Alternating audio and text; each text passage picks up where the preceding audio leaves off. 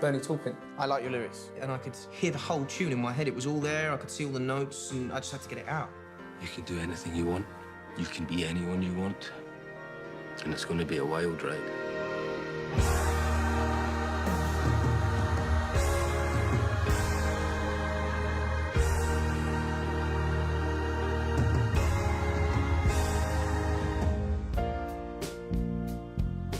This project came to life over 10 years ago. We had just opened up Elton's Red Piano Show in Las Vegas, and some of the content that was created for that show was starting to dive into Elton's visual history and bring it to life on the screen, on the stage.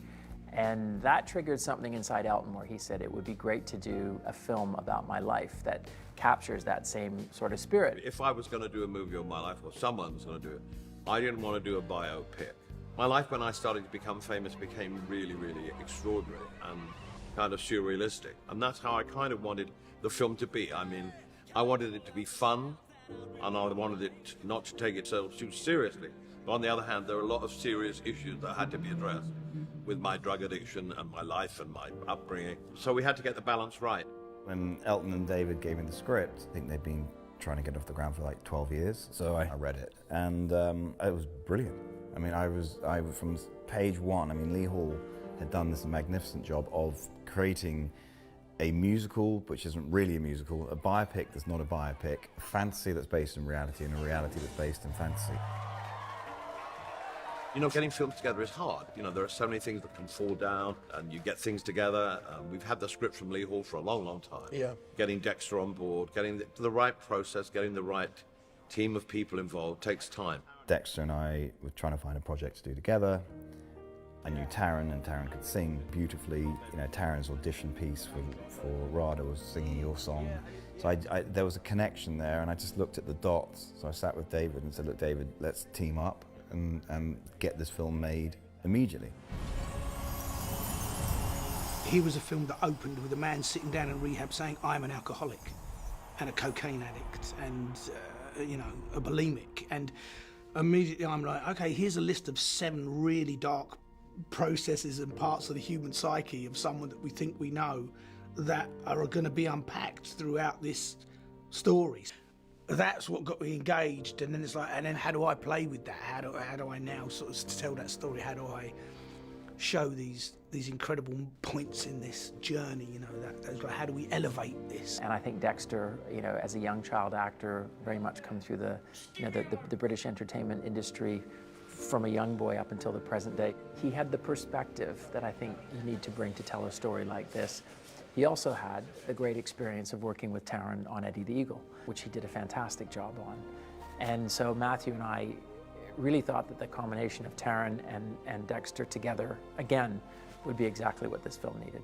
Once I knew that the storytelling allowed me to totally indulge all these kind of crazy ideas and not just have to go, and then he did this, and then he did that, and then he did this, then I knew I had a really great sort of like platform to just be really crazy. And because of the nature of who Elton is and who we understand him to be, it's not amazing that you would want to do something fantastical.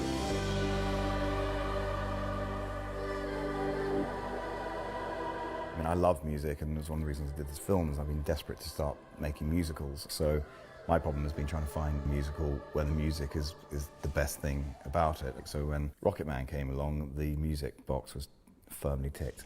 Let them know who you are.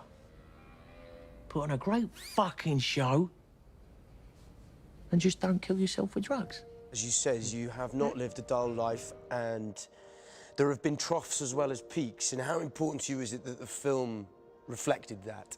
Oh, totally. I mean, it had to be as honest as possible. But as I say, the lows were very low, the highs were very high. Unfortunately, there wasn't much balance in between. No. But, you know, it's an extraordinary life that I led from starting 70 to 1990. I mean, I did more in those 20 years than most people do in a lifetime. But I prefer to release the honest version rather than, oh, he was so wonderful, you know, he was so great. Yeah, I have been wonderful and I have been great at times, but I've also done the other side of the coin. And it's important that the other side of the coin is represented in my life. And so you have to take the rough and the smooth together and mix it together. The irrational behavior, the dark moods, the depression, the self-loathing came as a result of not having a balance in my life and getting totally addicted to cocaine and alcohol and bulimia and sex, whatever. And that's represented in the film. It doesn't cut corners. And I didn't want it to cut corners. My life, how can you tell my life with cutting corners? So the remit and the brief from the beginning was very clear, was that he wanted to have a fantasy version of his life, something that was larger than life, something that explodes off the screen, not as it happened exactly, but as the most fantastical version of it.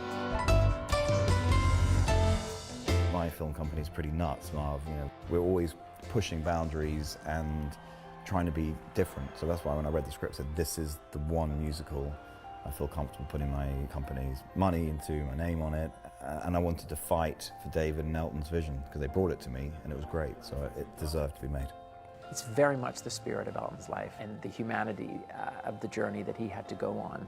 You know, music coming into his life as a young boy, it being this driving, unstoppable force that, you know, pulled him out of a very unhappy childhood and an unhappy home, that opened a door to a world that was full of infinite possibilities and an opportunity to escape from the unhappy childhood that he had, and also to reinvent himself from the unlikable person and unlovable person he thought he was.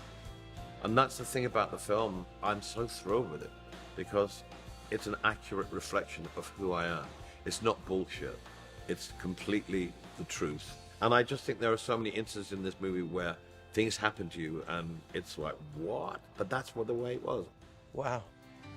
So what is interesting for us is breaking down those preconceptions of Elton's life, because there's preconceptions on the American side and globally, as there is on the English side as well. And we get to cut through all of that. We're trying to say, you know, you think you know the story.